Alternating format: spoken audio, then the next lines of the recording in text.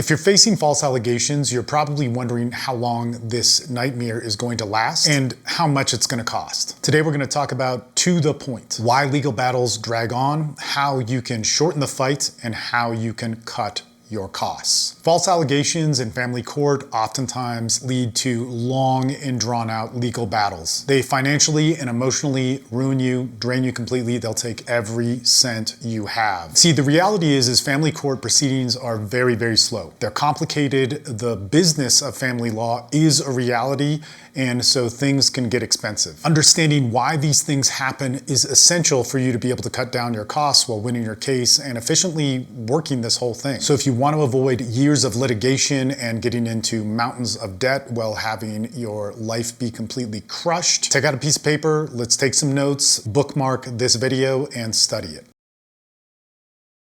So with false allegations and really anything with divorce and custody, there are real life consequences to them that you just need to know about. Many fathers I've worked with spend tens of thousands of dollars, sometimes hundreds of thousands of dollars, and even some may end up in jail because they didn't handle things right. And especially with false allegations, trying to prove that you're innocent in an already biased and complicated, clunky, disorganized system. It's important that you can avoid the simple mistakes that almost everybody makes when they walk into the business of family law. If you can win your case and maintain your relationship with your kids, they're going to have a better life after this. And if you could do it so you're the least mentally and emotionally stressed, you are going to be a stronger and more powerful person after this, no matter how bad it is now. And this is a part of a playlist on YouTube that is for free. This is part 4 in that series. I highly recommend you watch them all. I made these specifically based on working with guys in my groups for the last 19 years. I've coached men through the entire process of this beginning to end, which is oftentimes years. And this video right here is going to save you a ton of money if you follow it. Okay, the number one thing that you need to know to save money on this entire case, it's actually 2 things that you need to know. You need to understand the legal process and how it works specifically for your case, which is false accusations. And actually, if you watch the first 3 videos in this, we go through that quite thoroughly. You need to understand how to argue your case in front of a judge. The more that you confuse yourself with that, the more you're going to waste time in court. You're more likely to go into your court case and have a judge just not listen to you because you're not following the rules or weren't prepared or disrespecting their courtroom, and then just err on the side of caution. Remember that in video 1, we talked about how false allegations are preventative. Courts are going to err on the side of caution rather than on the reality of the situation. Now, that's wrong. I agree that it's a horrible thing. So many men's lives get ruined from that, but that's what you're up against, so you need to realize. So you need to be prepared as much as possible.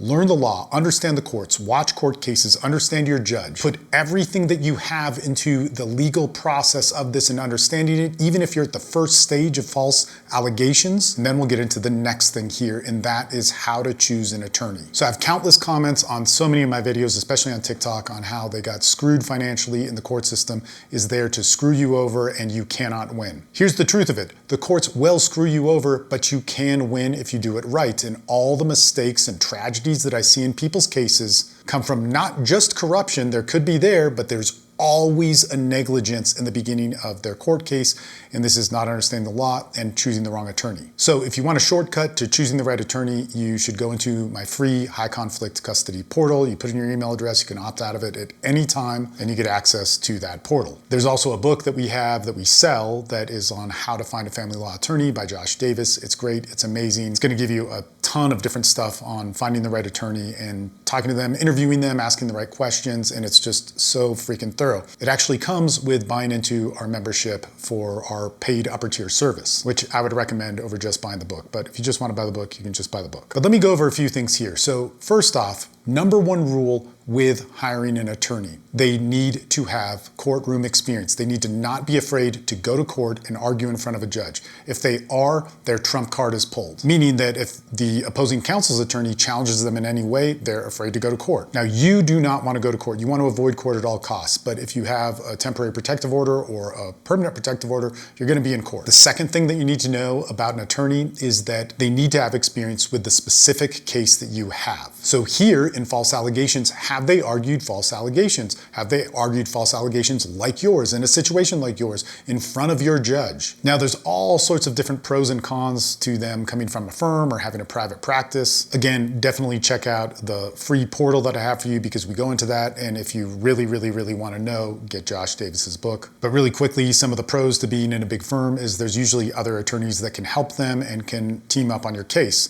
Now, will they actually do that? Who knows? But in my situation, I work with an attorney out of a firm, and some of the other attorneys in that firm, they know me and we all can work together. So it's very beneficial for me. A private practice attorney could be great because you get more personal attention. You could get them hyper-focused on your case.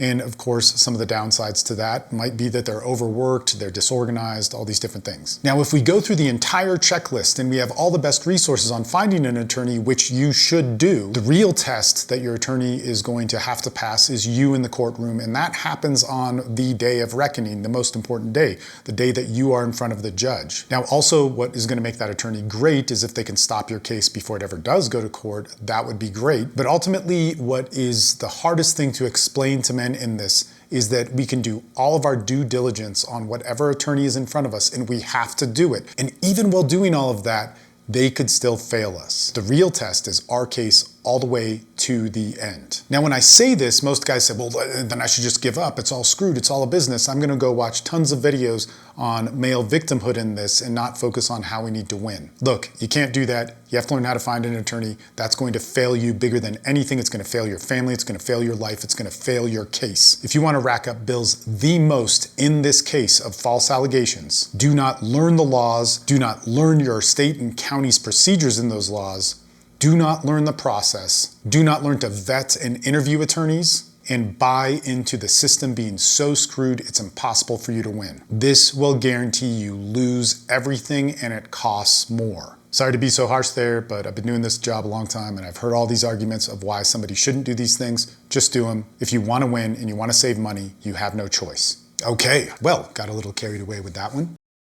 The second thing that we're going to talk about here is precise and effective legal strategy. And if we know the laws and we know how to talk to attorneys, or we're doing it ourselves, and we've really looked at how these cases get won and lost, we're not just looking at what we assume the law's about or what our friend who got his ass kicked in court did or says about it. We're really studying cases that win.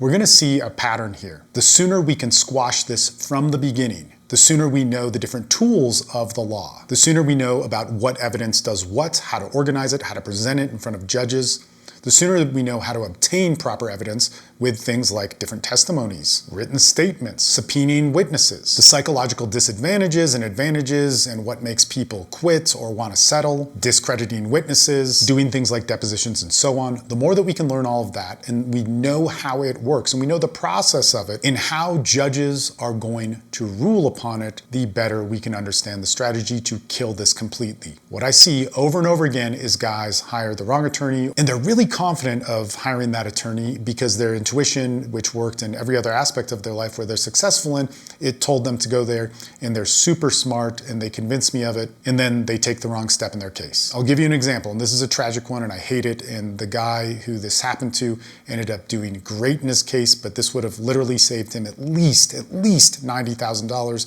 if he didn't make this mistake.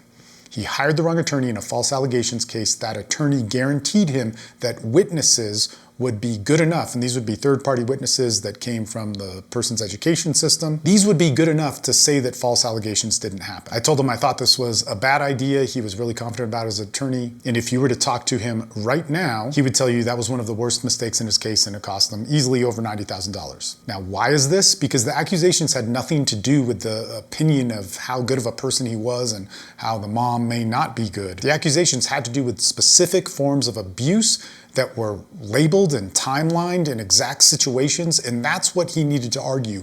And his attorney, if he found the right one, would have been able to argue that. And how do I know that that attorney would have been able to argue it? Because he later on hired another attorney. They did argue that, and there was a whole bunch of other stuff that had to go into it, but that argument was made, and it was proven that no abuse happened. If you do not know about the process of the law, if you do not know how to vet and interview attorneys, and if you think you have this down and are smart enough for it, you not only are setting yourself up for a male tragedy, which is all too common in our world, but you're gonna up your costs by 4 times easily. Number 3, financial planning and realistic legal budgeting. Nobody likes to hear this, but things get expensive, and if you don't take this into consideration and you think you can be cheap about it, it's just not a good place to be in. Now, I'm going to tell you this right now. There are guys in my groups who do this pro se, who fight very complicated cases with false accusations pro se. That means that they represent themselves. And man, they will tell you how hard it is. Every single one of them will tell you why attorneys charge what they do. Now, this doesn't mean that attorneys aren't dishonest or there aren't bad attorneys and attorneys don't screw people over, but what they're doing is really hard. To make sure something is filed right, a motion is filed right, to make sure evidence is submitted correctly, to understand case law and how that judge is ruled upon or other judges in that state or county have ruled upon. These are all really difficult things and really difficult things to argue. I'll also say every single one of those guys who represented their cases pro se works their butt off. Meaning their work ethic in their legal case will also carry over to them working extra jobs and being super resourceful on getting whatever money they need to move forward in the court system. I get it. Hiring the wrong attorney and not understanding the law and not understanding the cases and getting your case delayed and all sorts of continuances being awarded. These things are all going to cost you whether or not you have an attorney. It takes a huge amount of hard work, fortitude, and discipline. You need to be realistic with this, and it's almost like everything in our culture surrounding how to improve, self-help, solve a problem is like there's this easy, quick fix to it.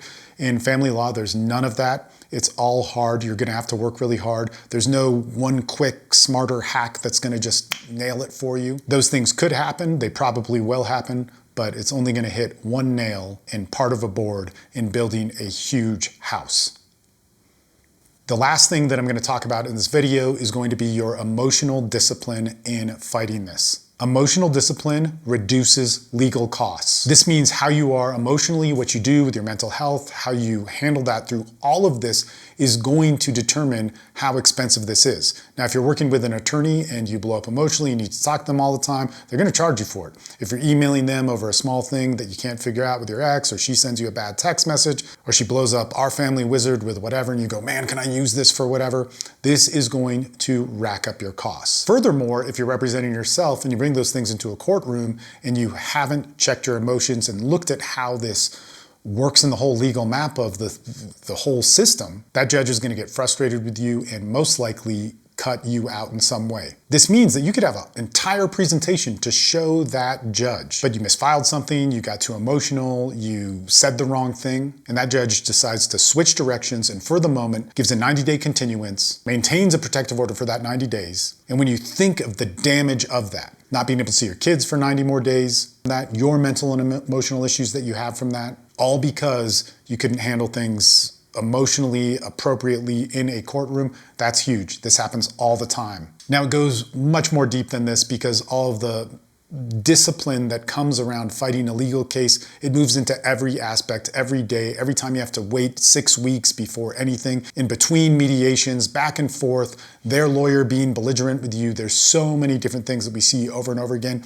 You have to stay emotionally strong. And this is not going to happen through reading some stoicism or anything like that. That's great. You should do it. I want you to do it. You need to understand that you're going to be challenged in ways that you have never felt before. And I don't care if you have all the confidence that has built everything in the world that defines being a confident man. Losing your family, losing your kids, having your dream be shattered cannot be reframed into just, you're gonna be better now. You need support. You need people around you. I've watched the strongest men in business and fighting. I've watched men who are world champions be broken and come to me and say, man, I need help. I don't know what to do. I've never felt this before. Now, in the previous video to this one, I was talking about how mental health is super important. This is going to cut down your legal costs massively. If you can keep that in check, you're going to minimize major courtroom problems, tragedies, and issues with attorneys. And this being the 4th video in the series, I want to end it with this. Prolonged legal battles with false allegations can seem endless, and it is just pure torture.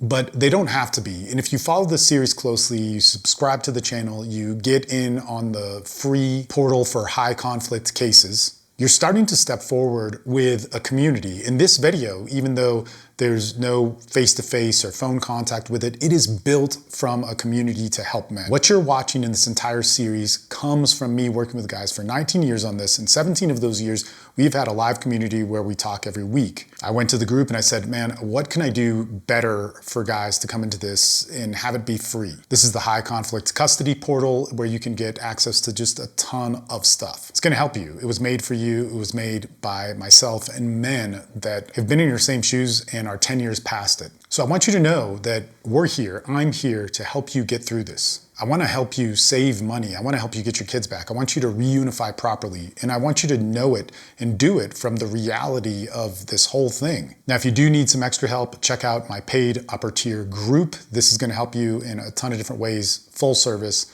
5-6 days a week of mentorship from me in a group setting, as well as therapists coming on, as well as legal assistants coming on, and other guys just like you that you can interact with in real time and have them go over your case with you. All right, let's move on to the next video in this series, and we'll talk to you there.